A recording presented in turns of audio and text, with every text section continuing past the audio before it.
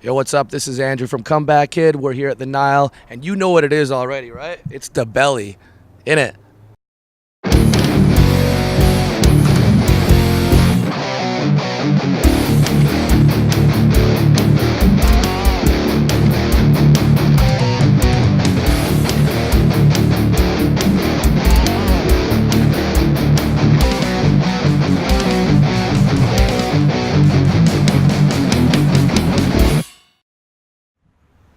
Hi, it's Dave from DaBelly. Today we're going to talk to Andrew from Comeback Kid. Welcome to Phoenix. How you doing today? Dude, how you doing, Dave? I'm doing good, man. I'm doing wonderful. Congratulations on the new record, Outsider. It's been out almost a month now. Tell me a little bit about the record. Yeah, just came out last month. Oh shit, we got this. I'm pretty stoked. It's we tried to be a little bit more obvious with this record. I think it's really whereas sometimes we would, I don't know, maybe not be as obvious, I guess, to say, we tried to make really the record a little bit more of a, big choruses, some just really strong themes, and kind of that was our goal with this one. And it's a very melodic record, and it's a pretty heavy record as well. So, we were just really trying to write powerful songs. So. I think it shows on this record. This is your, I think, sixth album now. Yeah. Sixth album, that's amazing. How much of it was written ahead of time, ready to go? You guys are just raring to get in the studio. Well, we usually need deadlines in order to make things happen. You know what I mean?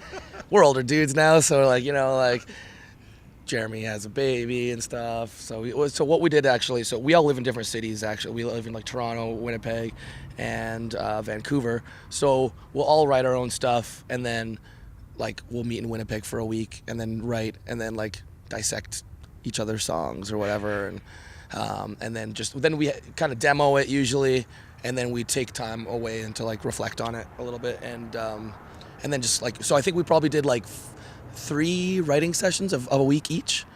But it probably took us a year to write the record.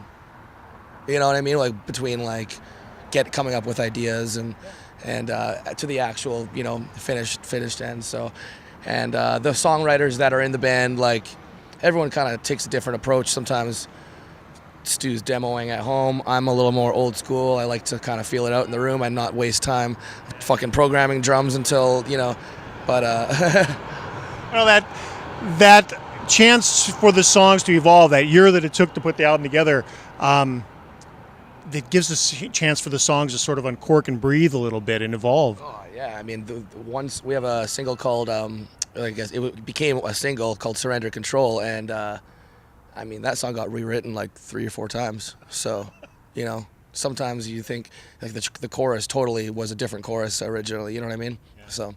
It's cool. That's cool. It's fun to watch bands such as yourself, 6 albums in.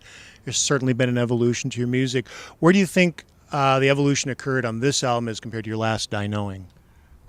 With Die Knowing, I mean, I feel just as far as the style of the record, Die Knowing, pretty metallic, hardcore sounding record, I would say.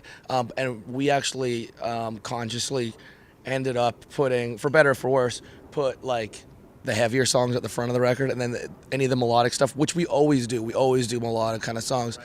We kind of shove those towards the back, and I don't know if that was, it is what it is. And this one, we actually made a conscious effort to really mix in some of the more poppy elements of our band, and put it right in the forefront. So yeah, that's one huge kind of thing about it. You also had a few guests on this record, Chris Cresswell and Devin Townsend. How did that all come together? All very, very kind of on the fly. Devin Townsend, he's produced my other band, Sights and Sounds, and he's produced Stu's other band, Misery Signals. And we had a part that it was kind of a part before Breakdown. I was pretty much doing a Devin ripoff, anyways, an alien, strapping in lad shit.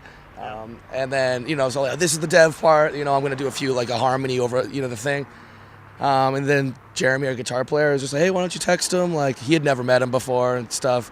And then so I just did, and he's oh, send me the song, send it to him, and he was about it. And but then he's oh, can I do the vocals just at home and send it to you. I'm like, well, you know, Jeremy would really like to meet you, and the guys would really like to say what's up. He's like, but I knew he just came home from a European tour, so you know, he just did his own little thing in some, you know, probably in some dungeon somewhere. Yeah, he is a unique individual. He has his own way about things, as you know. Dude, that guy, like, he produced my other band, Sights and Sounds, and he would work, like, we were doing it in Gibsons, BC, which is like kind of an island, and he would like work on our stuff all day and then go to like his other studio or whatever and start working on the Devin Townsend project, and like just be working on his solo stuff like at night after working all day in the studio. The guy is, there's no one else like him. He is extraordinary. Did you use every song that you wrote for the record, or are there a couple floaters out there?